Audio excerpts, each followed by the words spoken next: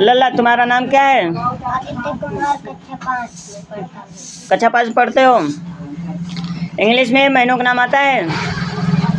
Meaning याद है? सुनाओ जरा इन भैया लोग को, तो इन सबको सुनाओ। JANUARY जनवरी, जनवरी FEBRUARY फरवरी, MARCH मार्च, अप्रैल, मई, JUNE जून, JULY जुलाई, AUGUST अगस्त,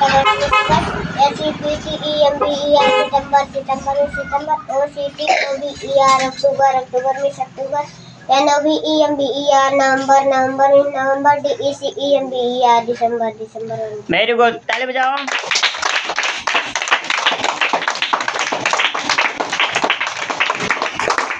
जाओ बैठ जाओ मुन्ना।